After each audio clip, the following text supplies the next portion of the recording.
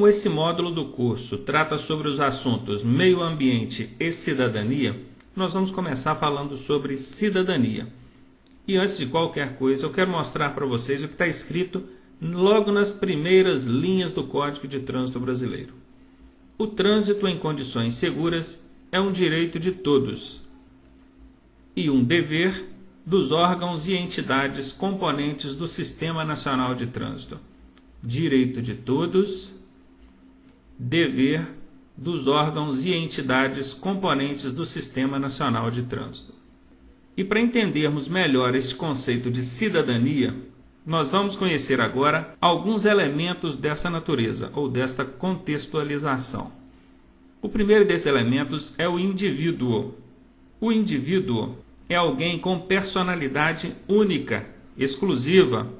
Como o próprio nome sugere, é alguém com gostos, crenças, costumes individuais, diferente da personalidade de outros indivíduos. E eu acredito que dentre os aproximadamente 7 bilhões de habitantes do nosso planeta, não existem duas pessoas com personalidades idênticas, caracterizando então a individualidade de cada um.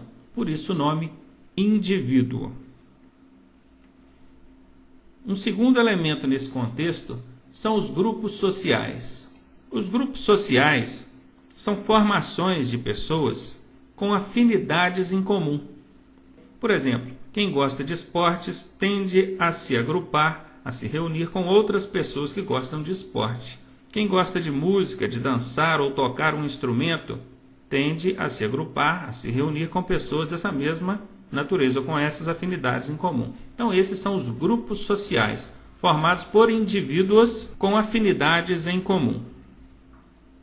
E um terceiro elemento nesse contexto é a sociedade, que é o conjunto maior formado por diversos grupos sociais. Como vocês podem ver representado aqui na ilustração, nós temos vários grupos representados aqui em cores diferenciadas. Então, apresentados esses três elementos, nós vamos conhecer agora o real significado da palavra cidadania. Bom, nós já sabemos que existem as diferenças individuais em relação às crenças e costumes de cada indivíduo. E o que isso pode gerar no trânsito? O que isso tem a ver com o trânsito? Comportamentos diferentes, comportamentos diversificados. E claro que esses comportamentos podem variar, desde o mais sutil e singelo ato, quanto ao mais agressivo e aterrorizante comportamento partido de alguém. E isso, obviamente, vai resultar em conflitos no trânsito, divergências. E aí que entra o poder do Estado, que com as suas leis e normas vai trabalhar para dirimir esses conflitos e fazer com que o trânsito possa fazer parte da nossa sociedade de forma benéfica e não com motivo de brigas e contradições. Com isso, cada usuário do trânsito ou cada cidadão deve entender que não são somente as suas vontades, as suas necessidades que devem ser levadas em conta. Existem outros usuários no trânsito, e quando eu digo outros usuários, eu envolvo pedestres, ciclistas e demais usuários, não só os motoristas, os veículos. E esses outros usuários também têm seus direitos, também têm as suas necessidades, também têm a sua vez no trânsito. E claro que cada um de nós deve entender isso e respeitá-los. Como? Com colaboração mútua.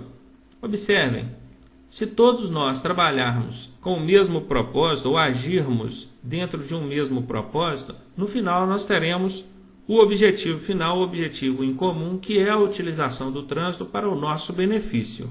E isso que nós dissemos até agora caracteriza a cidadania. Eu vejo a cidadania da seguinte forma, como uma via de mão dupla. Se por um lado você, cidadão, pode exigir e pleitear dos seus direitos, em contrapartida, você deve também respeitar as leis, cumprir os seus deveres e respeitar o direito dos outros ou demais usuários da via.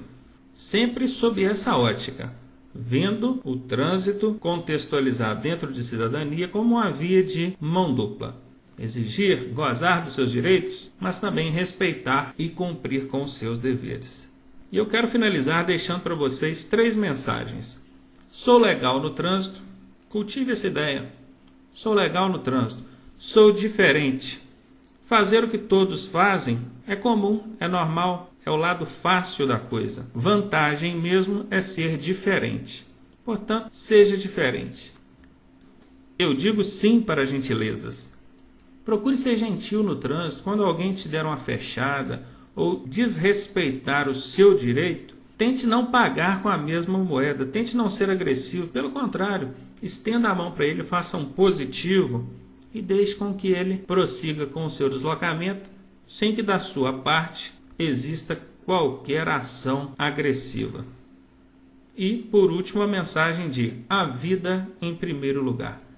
Este deve ser o pensamento de todo motorista, de todo usuário do trânsito. A vida em primeiro lugar. Espero que vocês tenham entendido o real significado de cidadania relacionado ao tema trânsito e que vocês possam realmente aplicar isso no dia a dia de vocês. Eu sei que muitos de vocês podem estar pensando: o que a minha habilitação tem a ver com o meio ambiente? No desenvolver do curso, vocês verão que tem muito a ver. E nós vamos começar falando sobre poluição. O que é a poluição? É a degradação do meio ambiente. São vários os tipos de poluição. Nós temos aqui na ilustração a chaminé de uma indústria produzindo aí resíduos em razão do seu funcionamento, rede de esgoto poluindo os rios, lixões, residências às margens dos rios, também trabalhando como agentes poluidores. E o nosso planeta não suporta mais. A realidade do nosso meio ambiente é essa. É um planeta poluído, deteriorado, já no limite da sua tolerância. E é claro que nós precisamos fazer algo nesse sentido. Nós precisamos atuar, mesmo que individualmente, para tentar alterar esse cenário. Conhecido então o termo poluição, nós vamos conhecer agora o termo poluentes. O que são os poluentes? São os elementos causadores da poluição. Nós temos aqui nas ilustrações alguns exemplos de poluentes. Nós temos o dióxido de enxofre, nós temos o dióxido de carbono, nós temos o monóxido de carbono, nós temos o gás CFC, todos estes representando os elementos causadores da poluição, denominados poluentes. E como um terceiro elemento aí nós temos os agentes poluidores. Quem são os agentes poluidores? São os geradores da poluição. São eles as fábricas, os veículos, os lixões, pessoas e vários outros que obviamente poderiam estar inseridos aqui nesse quadro. Eu quero mostrar para vocês nesse momento esse agente poluidor aqui, veículos automotores. Observem que ele é parte integrante desse quadro de agentes poluidores. E não só é parte integrante, como é um dos principais, se não o principal, causador de poluição da nossa atualidade. Inclusive, perguntas de prova têm abordado esse assunto. Perguntas do tipo: marque dentre as alternativas aquela que corresponde ao principal agente poluidor da atualidade. E dentre as alternativas nós temos itens como fábricas, indústrias, veículos, lixões, pessoas. Não tenham dúvida. Se na sua prova cair esse tipo de questão, podem sem medo marcar veículos automotores. Que mesmo que alguém entenda que as fábricas possam poluir mais que os veículos, isso até poderia ser uma verdade considerado as suas proporções, mas não em relação ao quantitativo, pois sabemos que temos muito mais automóveis, veículos circulando, do que propriamente fábricas e indústrias trabalhando. Portanto, não tenham dúvida. Caiu essa questão na sua prova, com certeza a resposta: veículos automotores. Vamos falar agora sobre os principais tipos de poluição relacionado, obviamente, a veículos, ao trânsito. Os principais são poluição do ar e poluição sonora. E são exatamente sobre esses dois que a gente vai dar uma ênfase maior e, com certeza, são os que têm sido cobrados em prova. Existem outros tipos de poluição. Nós temos poluição do solo, poluição da água, poluição radioativa, poluição visual. Observem a poluição visual, excesso de informações, placas publicitárias, e realmente existe essa poluição visual também relacionada ao trânsito. Mas nós não vamos dar um destaque para esses outros tipos de poluição. Por enquanto, vocês só precisam saber que eles existem. E a nossa ênfase será realmente na poluição do ar e poluição sonora. E vamos começar falando então sobre a poluição do ar. O primeiro elemento relacionado à poluição do ar que nós vamos conhecer é o monóxido de carbono. O que é o monóxido de carbono? Ele é um gás letal, mortal. Ele é imperceptível, não tem cheiro, não tem gosto, você não consegue ver o monóxido de carbono. E o monóxido de carbono está presente em nosso dia a dia como motoristas em várias ocasiões. Mas eu destaco para vocês uma delas, que é o funcionamento do veículo em ambientes fechados. Não é recomendável, inclusive essa informação pode ser encontrada também no manual do proprietário do seu veículo, que você funcione o veículo dentro de um ambiente fechado e permaneça com o veículo em funcionamento dentro desse ambiente por vários minutos. Eu sei que há tempos atrás, o pessoal mais antigo tinha o hábito de funcionar o veículo e aguardar aí uns 5 minutos até que o veículo aquecesse o motor e que o óleo lubrificante pudesse circular ali também no motor. Hoje em dia isso não é mais necessário, inclusive não é recomendável. Há casos concretos reais de pessoas que morreram por asfixia de monóxido de carbono por permanecer dentro de ambientes fechados com o veículo funcionando. Se vocês quiserem, podem pesquisar na internet, vocês vão ver casos e casos dessa natureza. Portanto, é algo perigoso. Lembrem-se, o monóxido de carbono é um gás letal, mortal e deve ser considerado como uma situação perigosa. Fica passada aí para vocês essa mensagem. Outro elemento aí envolvido na poluição do ar é o dióxido de carbono. O dióxido de carbono, também resultante da queima de combustível, provoca o chamado efeito estufa. Como é que funciona isso? O nosso planeta é envolvido por uma camada de carbono e essa camada de carbono tem o seu efeito natural, o seu efeito positivo, que é reter parte do calor irradiado pelo Sol. Se não fosse por essa camada de carbono, o nosso planeta teria uma temperatura negativa, algo em torno de 25, 30 graus negativos, e certamente seria totalmente inviável a vida em nosso planeta. Então essa camada de carbono, que é gerada inclusive naturalmente através do carbono emitido pelos pântanos, vulcões e outras fontes naturais, tem o seu efeito positivo. Só que a intervenção humana, através de produção de dióxido de carbono, tem espessado muito essa camada de carbono. É como se em pleno verão você dormisse com 2, 3, 4 cobertores. Qual será o efeito disso? Vai começar a reter calor demais. Observe, o Sol irradia, parte desse calor deveria estar se refletindo ou retornando para o espaço e parte dele chegando até a superfície terrestre. Com o espessamento dessa camada de carbono, uma grande parte desse calor fica retida entre a superfície terrestre e essa camada de carbono, provocando então um aumento na temperatura do nosso planeta. Aqui nós temos um outro exemplo de como é que funciona isso. Observem, a camada de carbono, representada aqui pelo CO2, essa camada escura, o Sol irradiando o calor, chega até a superfície terrestre e na hora de dispersar, isso não acontece. O calor fica preso entre a superfície terrestre e essa camada de carbono, provocando então o chamado efeito estufa. E aqui nós vimos as consequências disso.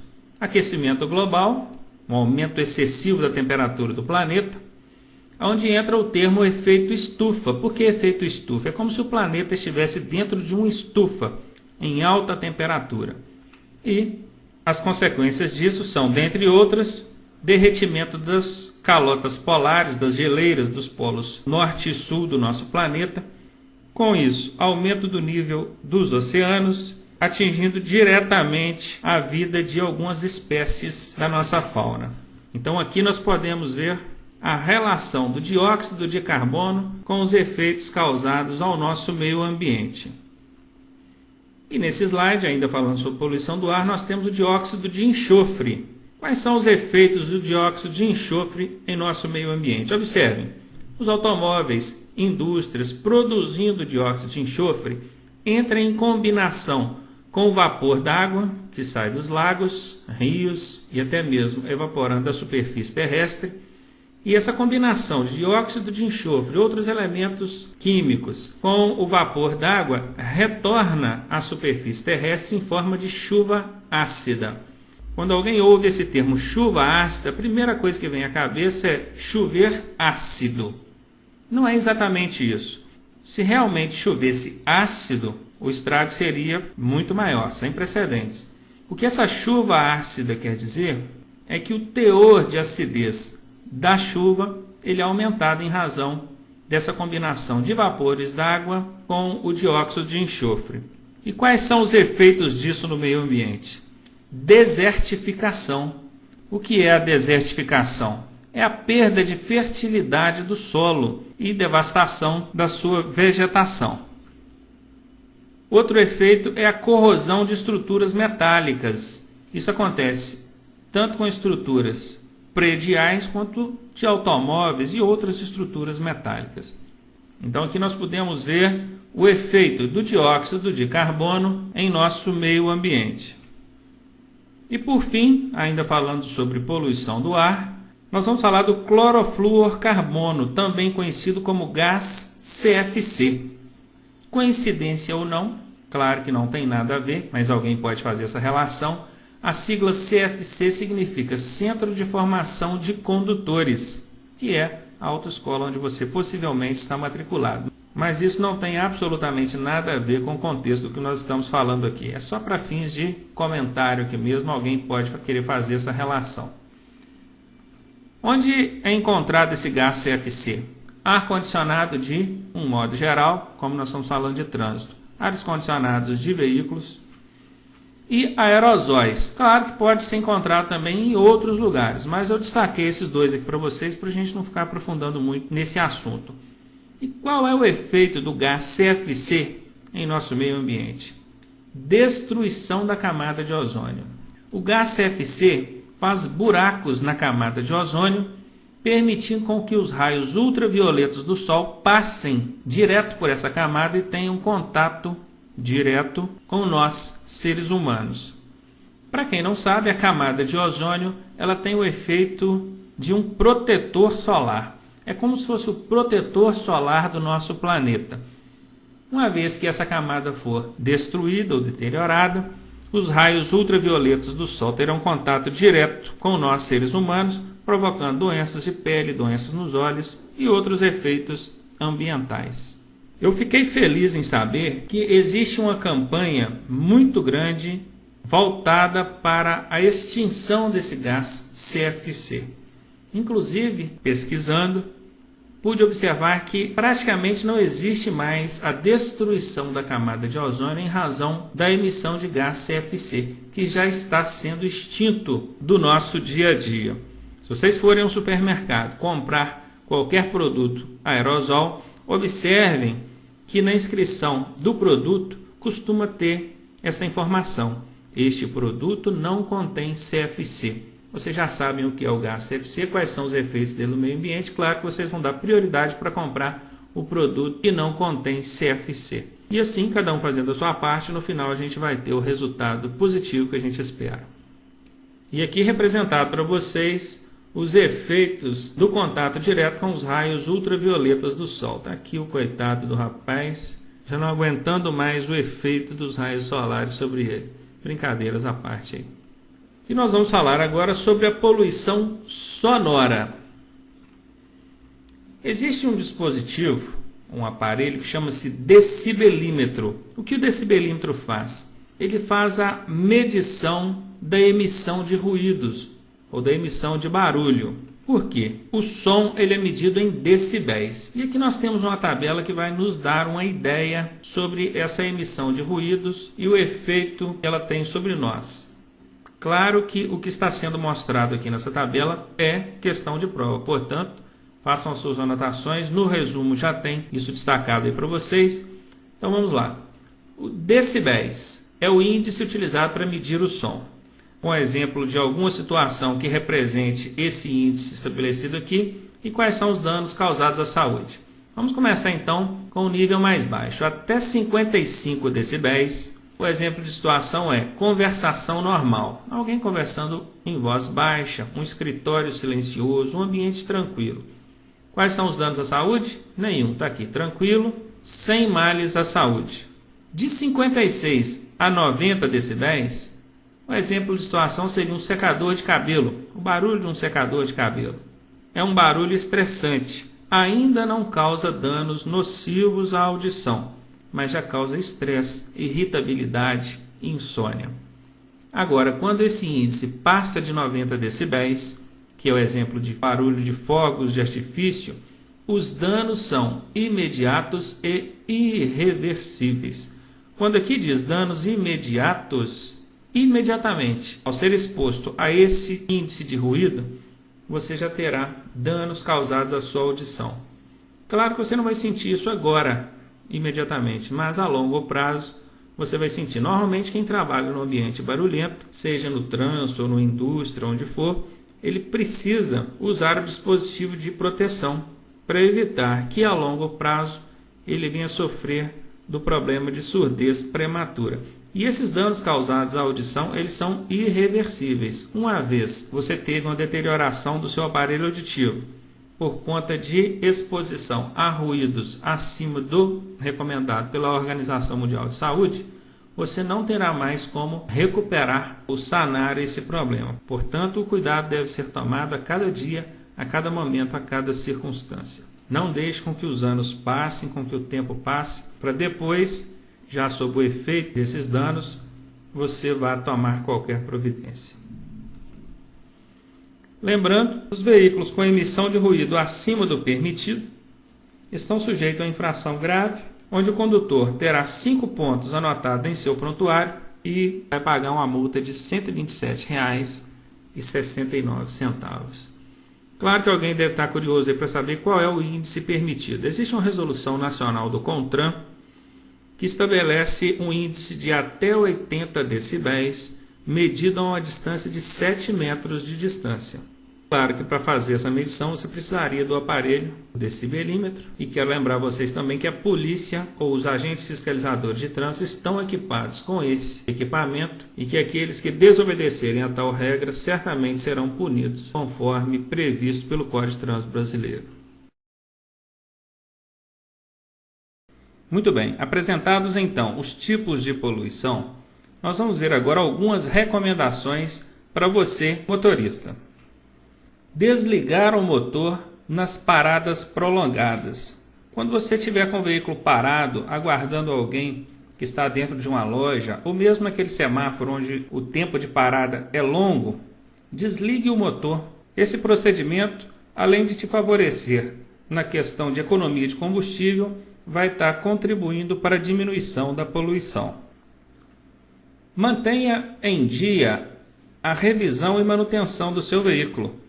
Claro que se os equipamentos do seu veículo, principalmente aqueles que têm envolvimento direto com a diminuição da poluição, estiverem em bom estado de funcionamento e conservação, assim você estará fazendo a sua parte e contribuindo também para a melhoria da qualidade de vida em nosso planeta.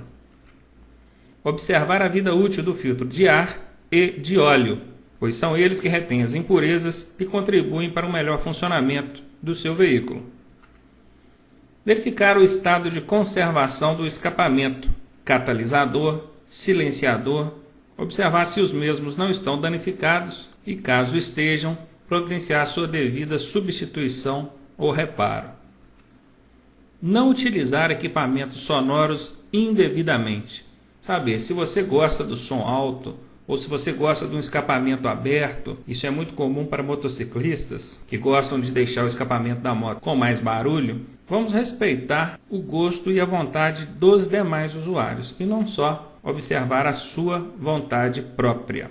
Então aí estão algumas recomendações para você fazer a sua parte, contribuir para a melhoria da qualidade de vida em nossa sociedade, em nosso trânsito.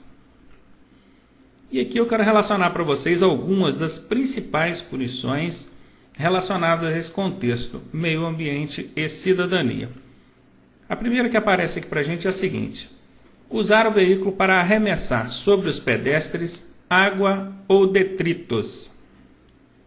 Isso caracteriza uma infração de natureza média, onde o condutor terá 4 pontos anotados em seu prontuário e estará pagando uma multa de R$ 85,13. Uma outra punição aí é atirar ou abandonar na via objetos ou substâncias. Para esse tipo de infração, a multa será média, o condutor também terá 4 pontos anotados em seu prontuário e a multa R$ 85,13. Uma terceira infração aí é usar a buzina de forma prolongada ou sucessiva, ou nos horários e locais proibidos. Caracteriza uma infração leve, onde o condutor terá 3 pontos anotados em seu prontuário e uma multa de R$ 53,20 para pagar. Outra infração: usar equipamentos de som com frequência acima do permitido. Multa grave, retenção do veículo, 5 pontos no prontuário, R$ 127,69 de multa para pagar. E transitar com o veículo danificando a via, derramando a carga ou parte da carga, ou combustível ou o próprio óleo lubrificante. Esse tipo de infração acarreta uma multa grave, retenção do veículo, 5 pontos no prontuário do infrator e R$ 127,69 de multa a ser pago. Então aqui eu relacionei para vocês algumas infrações relacionadas aos temas meio ambiente e cidadania. Quero aproveitar a oportunidade para dar uma dica para vocês. Sempre que em prova cair esse tipo de questão envolvendo infração e suas devidas punições relacionadas ao contexto meio ambiente e cidadania, considerem o seguinte: se essa infração envolve risco direto à segurança, à integridade ou vida de alguém, ela certamente é uma infração gravíssima ou pelo menos grave. Mas se ela não envolve diretamente riscos à segurança, integridade ou vida da pessoa, então ela pode ser considerada uma infração média ou até leve. Repetindo, risco direto à vida, à integridade, à segurança, infração gravíssima. Se não for risco direto à vida, à integridade ou à segurança, essa infração será média ou leve. Fica aí então a dica para vocês. E vamos finalizar aqui falando sobre órgãos ambientais. Nós temos aí o IBAMA, o CONAMA, o CISNAMA, o ISMA e o FEAM. Esses são alguns dos principais órgãos relacionados ao meio ambiente. Em prova é comum questões do tipo pedindo para você identificar qual das alternativas relacionadas corresponde a um órgão ambiental, ou então que não corresponde a um órgão ambiental. Aí eles misturam ali alguns órgãos do Sistema Nacional de Trânsito, igual CONTRAN, DENATRAN e outros órgãos, misturam aí com esses órgãos ambientais e a questão vem pedindo para você marcar qual delas é ou não é um órgão ambiental. Aí eu quero deixar uma dica para vocês. Os órgãos ambientais, 99% das vezes terminam com as letras MA, observem aqui, IBAMA, CONAMA, CISNAMA, ou AM, FEAM. Observaram? Olha o ISMA aqui, ó, SMMA. Portanto, terminou com MA, ou AM é órgão ambiental. Então fica aí a dica na hora de identificar dentre as alternativas qual delas corresponde a um órgão ambiental ou não. Você vai usar esse macetinho e certamente chegará a resposta. E eu quero falar para vocês sobre o PROCONV. Anotem isso aí no seu caderno, em suas anotações e preste muita atenção, porque isso com certeza vai ser cobrado em sua prova. PROCONV significa Programa de Controle da Poluição do Ar causada por veículos automotores. PRO de programa, CON de controle, V de veículos. Programa de Controle da Poluição do Ar causada por veículos automotores. Este programa é de iniciativa do CONAMA, que é o Conselho Nacional do Meio Ambiente, e do IBAMA, que é o Instituto Brasileiro do Meio Ambiente e Recursos Naturais Renováveis. A finalidade do programa tem tudo a ver com o seu nome. É um programa que tem o objetivo de controlar a poluição do ar provocada pelos veículos. E dentre as suas ações, nós temos inclusive uma voltada para as montadoras e fábricas a produzirem veículos com taxas de emissão de poluição menores a cada período demarcado pelo Proconv. E esse trabalho já vem sendo realizado desde 1986. E, claro, uma excelente iniciativa, uma ação positiva dos nossos órgãos ambientais, portanto, devemos reconhecer e contribuir para o sucesso desse trabalho realizado pelo Proconv.